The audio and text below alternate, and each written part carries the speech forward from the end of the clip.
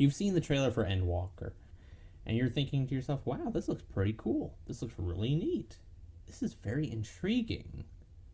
It looks great. It seems like it's going to do really well. And that is why, when it finally drops, you might just be disappointed. Greetings and welcome, fellow adventurers, to the Crystarium workshop.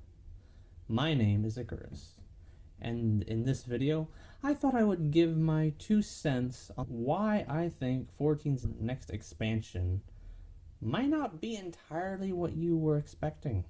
I would encourage you to stick around to the end of the video and to hear my case in full. And with context, enough with the pleasantries then, let's get down to business. Okay, so I'm just gonna get this out of the way before we even get started. I am not dissing Endwalker. I'm not downplaying it.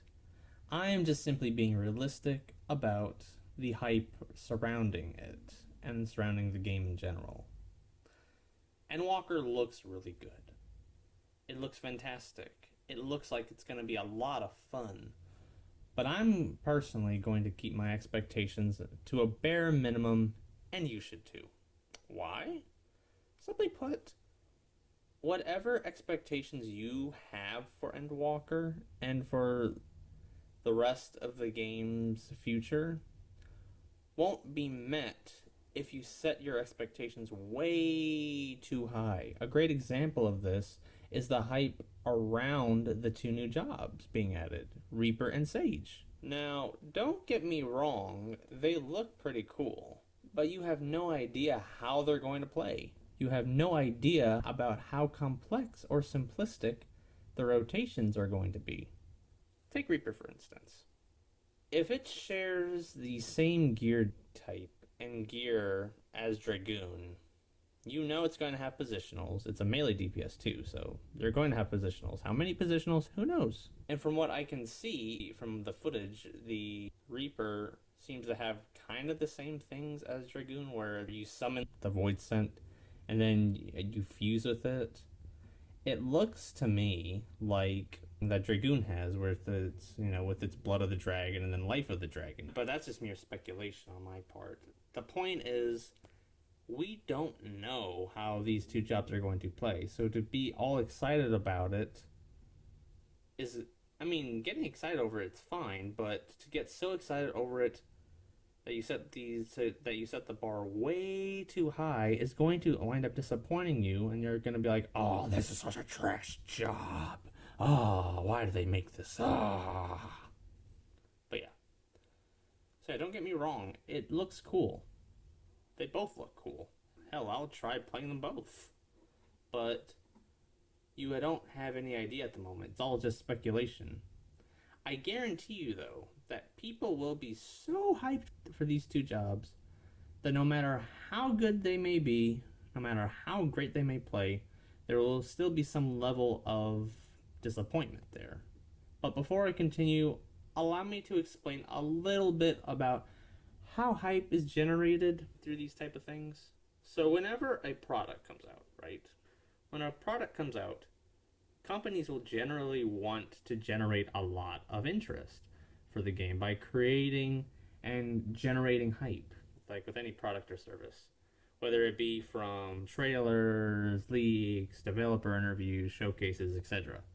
Although this is the way most marketing works for generating interest for a product or service, it does something to you emotionally. It alters your emotional state and it manipulates your curiosity into excitement, thus creating hype. When we buy a product or use a service, we have preconceived notions or assumptions of how said product or service functions. Like if you buy a car, you expect it to work, you expect it to drive and have basic features.